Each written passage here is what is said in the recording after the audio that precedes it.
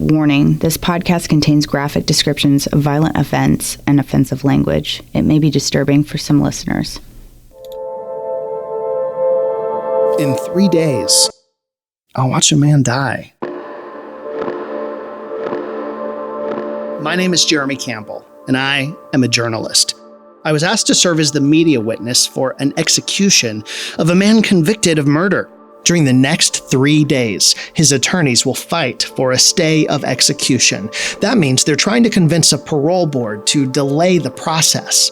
But unless they convince a very small group of people to overrule the court order, I'll be in the room when Marion Wilson Jr. becomes number 1,500, the 1,500th person executed in the United States since our country reinstated the death penalty 43 years ago. Wilson was sentenced to death by lethal injection for the murder of Donovan Parks, a 25-year-old found shot in the head in the middle of a residential neighborhood. That should be shocking on any block in this country, but in the small Georgia town of Milledgeville, well, things like that just don't happen here. It's the kind of place where Wal-Mart is one of the biggest attractions, especially back in 1996, which is when all of this begins. According to the district attorney, Donovan met Wilson for the first time at Wal-Mart around 9:30 on that March night. Donovan was there after church to buy cat food. Wilson and another man, Robert Butts, asked him for a ride. 16 minutes later, and Donovan was face down in the road. He was killed, execution style, dead from a blast of a sawed-off shotgun. A few days later, a police search of Wilson's home resulted in a big find for investigators. They found a sawed-off shotgun loaded with the same type of ammunition used to kill Parks. They also found 3 notebooks of handwritten gang creeds, secret alphabets, symbols, and a photo of a young man displaying a gang hand sign. They determined Wilson was part of the Folk Nation gang, and killing a stranger may have been his motive to gain cred within that gang. That helped convince a jury to issue the death sentence. And I'm sure it's a fact that won't be lost on the parole board when they meet tomorrow. It's up to the 4 men and the 1 woman on that board to decide whether the execution should be carried out as planned in just 3 days, or if there's a good reason to delay it, or maybe just call it all off. Wilson's lawyers have a list of reasons that they're arguing he deserves more time. All these years since the crime, and Wilson claims that he never pulled the trigger. He says that Robert Butts did it, yet both men are convicted of murder. With just 3 days left before Marion Wilson's scheduled execution, we want to make sure that he and his family have a chance to speak their piece, whatever that may be. So we started looking into Wilson's family tree and calling his relatives, anyone we could track down. His aunt, Helen McLeod Watkins, had just read the news about this week's parole board meeting in her local paper. I got the paper today, and the article Brunswick News has in there about him. I told my brother, I said, if I knew that this was going to end up like this, I'd have done everything in my power to keep that child with me. But, he might have got in trouble, but it would have never been that kind of trouble. It just hurt me to my heart. I think he would want the world to know that he could change it, what has happened to that man that was murdered. He would, and that he knows it's a God up there. He just made a bad decision. He chose a bad, just found himself in a very bad place. And I, as a human being, would ask that the parole board have mercy on this child's life. Maybe he could explain to other young people how not to find themselves in this situation. Maybe he could make some kind of penance if they gave him an opportunity to go and speak to young people. So maybe they would see, life lessons that they don't have to find themselves incarcerated forever and stuff. Some things can change things, but I don't think killing changes anything. She could get what she's praying for. There is a possibility for a halt to the execution, or at least a temporary hold. It's within the realm of possibility. In fact, last year, the parole board did move to grant a stay for Wilson's accomplice, Robert Butts. It was issued right at the end, on the actual day of his scheduled execution. And that last-minute ruling essentially put things on hold for up to 90 days. Time just stopped, on pause, as the parole board figured out his fate. But that reprieve did not last long at all. The very next day, less than 24 hours into the 90-day stay, the board decided to move forward with his execution. Robert Butts was put to death by lethal injection exactly 1 day after being granted that stay. Marion Wilson's aunt believes that the justice system already killed the killer on that day with the execution of Robert Butts. And she told us what she says her nephew explained to her about that deadly night in Milledgeville.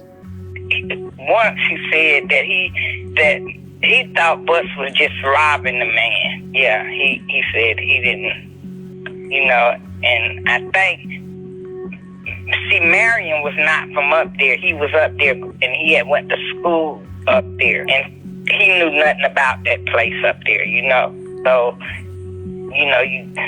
I guess you just, when you off from your surroundings, you have to be careful. You don't know what people do or you just have to be careful of who you associate with and what kind of things they'll do, because you don't know these people. We hoped his aunt may help us get a statement or a phone interview with Wilson himself, but even she is locked out. She told us that she's off his visitation list, and as much as she wants to tell her nephew goodbye, she doesn't have access to see him without her name being added to that visitation list. Even so, Marion Wilson's family doesn't seem to be spending too much time dwelling in the past about what happened. Wilson's cousin, Mahogany Benz, is looking straight ahead. She believes tomorrow's hearing could change everything. At this point, I have hope because of the clemency hearing. Usually in a situation like this, once they make a ruling, it's done. And when I saw on my breaking news on my phone where said that the parole board was going to do a clemency hearing, that gave me a lot of hope. Really, a lot of hope that something would change. Mahogany is about the same age as Wilson, 42. Growing up, we used to play together and ride bicycles. He was always a loving kid. When his mom and my uncle split, he kind of didn't have any supervision, and he just went wild. When a young man, he just didn't have any supervision and was able to do pretty much what he wanted to. And once you're out there in the streets or whatever in that life for a certain length of time, there's pretty much, that's what you do. Pretty much what you do. Does she mean join a gang? Remember, police believe Wilson and his accomplice, Robert Butts, were in the Folk Nation gang, and Donovan Parks' death was some type of level up or initiation. They even found all those gang symbols in his room. But his cousin says that doesn't sound like the Marion Wilson she knows. As far as I know, I don't know anything about his gang involvement, whether he picked that up. I don't believe he was in gang affiliated. I could be wrong, because as he got older, he grew away and went his own way. So this really makes me look at the relationship between Wilson and Robert Butts. Were they friends? Or just two guys mixed up in something terrible?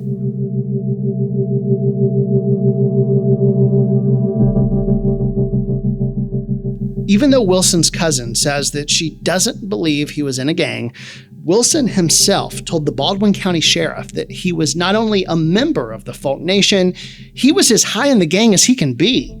That was actually part of his defense when he was interviewed by investigators. His claim was because he's so deeply rooted in Folk Nation, there is no reason he'd ever have to kill someone. Wilson said, and I'm quoting him here, "Ain't got to go no higher. Ain't got to do nothing to go no higher." Whatever the relationship between Wilson and Robert Butts, they sure turned on each other hard, each blaming the murder on the other one. Remember, Wilson claimed from the start that Robert Butts orchestrated it all as a robbery, then surprised him last minute by committing murder. Robert Butts told investigators that Marion Wilson made him do it. Security camera footage proves that both men really were in Donovan's car that night. The footage even showed Wilson had gloves on at the time. So we know they were both definitely in it together after the crime. We also know there was only one shot fired, only one blast from that sawed-off shotgun. That is the unusual fact that keeps me thinking about this case. Only one of the men actually pulled the trigger, but two men were sentenced to death for murder. There's something else, another fact that could have gotten Wilson parole by now instead of an execution order. First, the backstory. You already know that in court, both men blamed the other for the shooting. And even though they had separate trials, in both cases, District Attorney Fred Bright told jurors that the man on trial fired the fatal shot.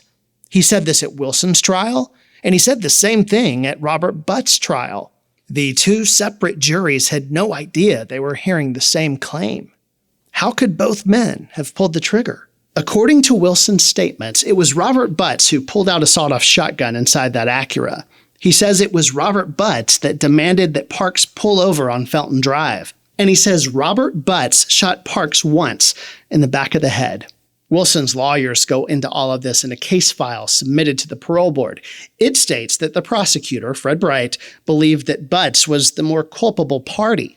The document says that well before Wilson's trial was set to begin, he offered Wilson a parolable life sentence. Had Wilson taken the plea deal, he would now be applying for parole rather than asking for a stay of execution. So why didn't he take it? Well, the attorney writes that Wilson turned down the plea out of fear that, and I'm quoting the document here, as a young, small-statured inmate, he would be endangered in general population at a maximum security prison. So this means that at age 19, Wilson declined the offer that would have made him eligible for parole after about 20 years. Now, he's 42 and scheduled to be the 1,500th person to die by execution in modern America. According to Wilson's attorney, the prosecutor never offered Robert Butts a plea deal, although he writes in the document that Butts' attorney begged for one. Once Wilson turned down the deal, it was over. The window of opportunity closed. Prosecutor Fred Bright sought the death penalty for both Wilson and Robert Butts. The jury decided it from there. 23 years later, and Wilson's family has something to say. His cousin shared this message for all of those still grieving Donovan Parks.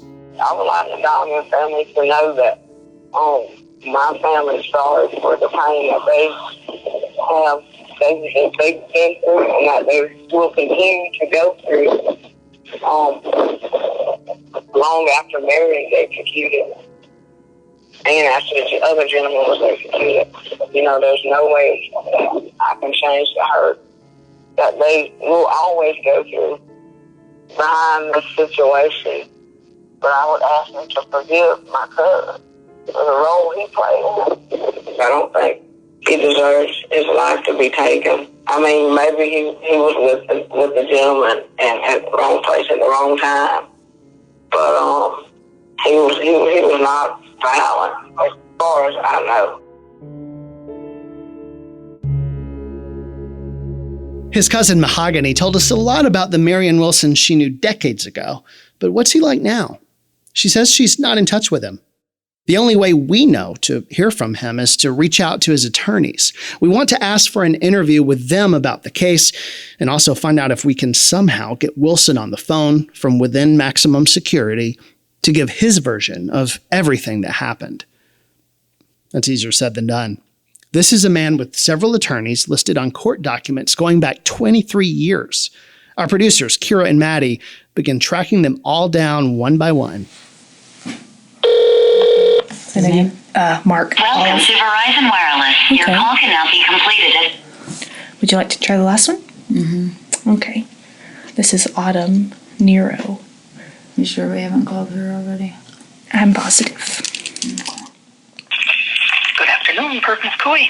Hi, yes ma'am. My name is Kira Frisbee. I'm a journalist with Tegna, and I'm trying to get in contact with attorney Autumn Nero in regards to a project that we're working on.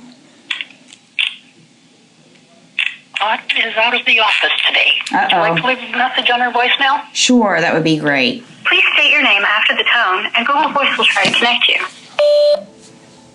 It's Kira Frisbee? While we wait on a reply, any chance at all to hear from a man who I'll watch die in 3 days, we discover something, and it's quite significant.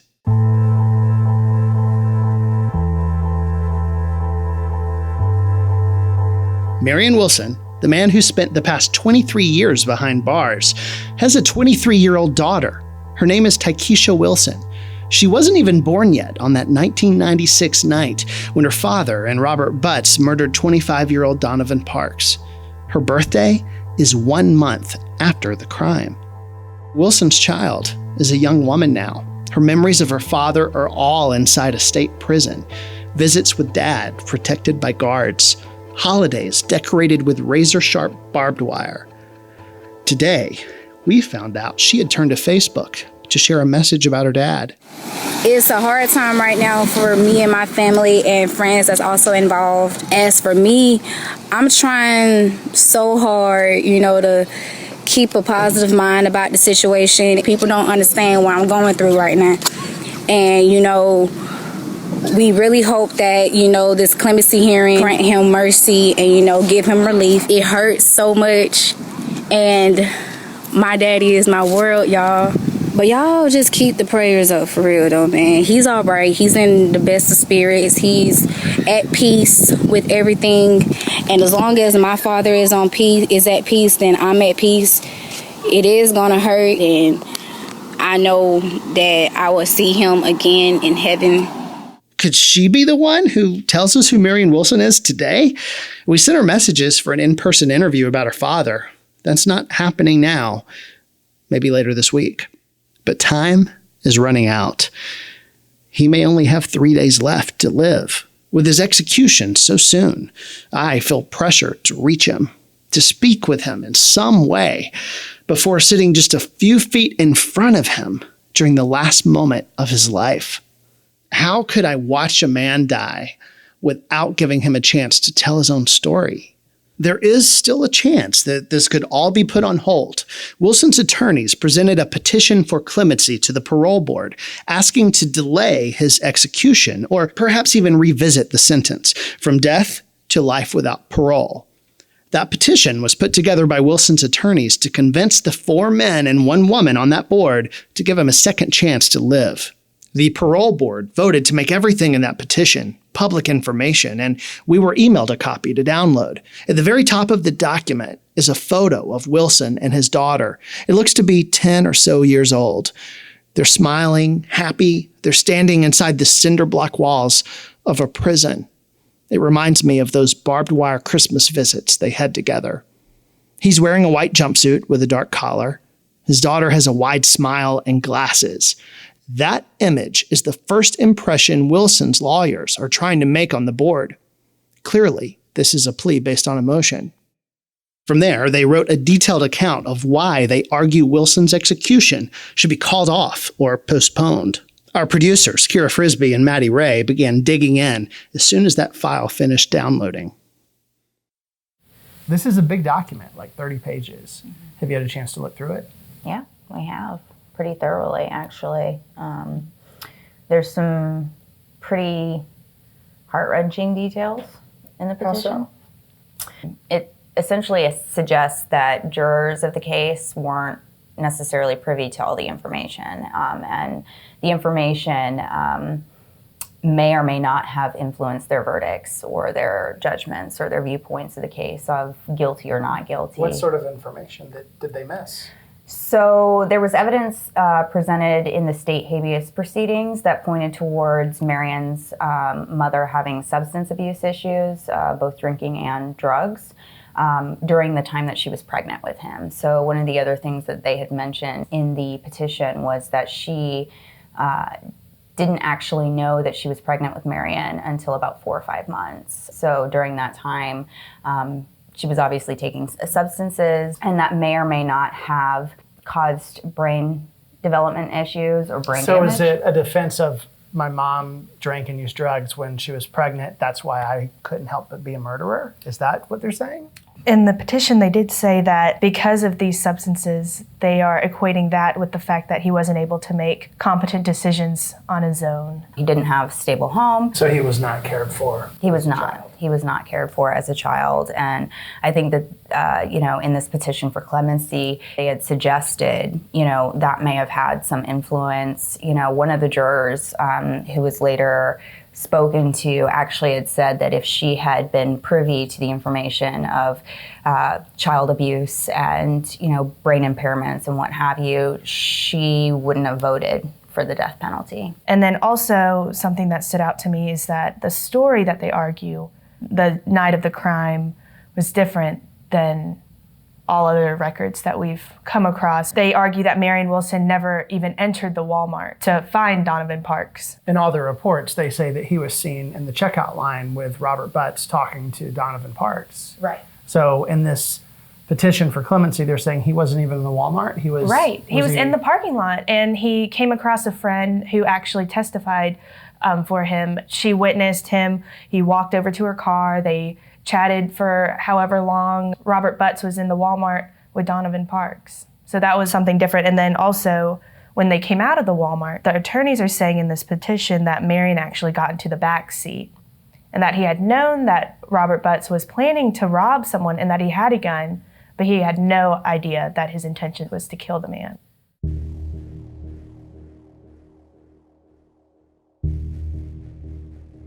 After reading that petition, we have so many more questions about that night, but there are only 3 men who know exactly what happened, and 2 of them are dead.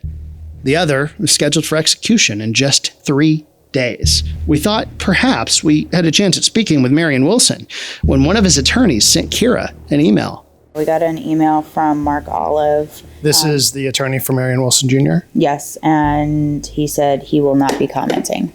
No comment on the execution. Not talking. So I am going to send another email to him. So now we wait again. Kira requested a written statement. So the waiting game goes on even longer, waiting for any sort of response from Wilson's attorney, waiting for the parole board to rule on the case tomorrow, and waiting to find out if the execution will go forward as scheduled. And I'm waiting to see if my feelings about watching a man die will start to take over my focus. So thinking about what you know now about the crime and preparing for this execution on Thursday, what does it mean to you knowing that not only was Donovan Parks so young, but so was Robert Butts and Marion Wilson? I wish we could hear from him. I would like to know if he has regrets, if he has found any sort of rehabilitation or any good, any hope in this situation. Has he made something positive out of his life, knowing that another life was taken? And is he ready to die? I realized last night that it's the kind of thing that keeps you up at night. I happened to wake up about 2 a.m. and that's what I was thinking about. The reality of what I would see, the lives that are connected to that, the lives connected to Marion Wilson Jr., as well as the lives connected to Donovan Parks. That's what's been on my mind today, is this is the kind of thing that keeps you up at night. Describe particularly the emotions, not that it just kept you up at night. I mean, what are your actual feelings here? I've been talking to my family and friends about it, and everybody has a different reaction, which has been interesting, and it's also made me think of this from a lot of different points of view. The question that really hit home with me is, I was asked, why would you subject yourself to see something so dark, so negative? Why would you invite that darkness into your light? And I really had to think about that. And here's the bottom line, is I got an email asking to serve as the media witness. As journalists, it's our job to witness events, to witness our government in action. It's our job to monitor what goes on in that room. Why wouldn't I do it? It's my job. That is my job. but I'm about to talk with someone else who'll join me in that execution chamber. It's his job too. His name is Randall Savage. He's a reporter from WMAZ in Macon, our sister station, and it won't be his first time. He says he's seen 7 executions. This week, that becomes 8. Does it get harder? Does it get easier? How has it affected you? It's about the same each time. I think the woman was probably the most emotional one. He's talking about Kelly Gissendaner. She was convicted of orchestrating the murder of her husband. Her execution in 2015 was a big controversy for 2 reasons. First, she didn't actually kill her husband. She convinced someone else to do it. To the courts, being the mastermind was worthy of a death sentence. The other reason her death got so much attention was because she was the first female executed in Georgia since 1945. And as of today, June 17th, 2019, she was the last woman executed in the United States.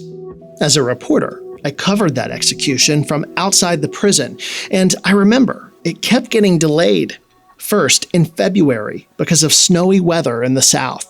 The second delay came when someone noticed something looked off about the lethal drug ordered for her death. It appeared cloudy and perhaps was defective, so they pushed it off. That was in March. She was scheduled for execution again on September 29th, but that was delayed with appeals. And then finally, September 30th, that's the day Kelly Gissendaner was executed by lethal injection. It was reported that she cried and sang as witnesses watched the procedure begin. Randall told me what he remembers from that room. She came across as being really, really repentant of what happened. It doesn't excuse what she did, but she came across as appearing to be really, really repentant about that, and not just the death penalty thing.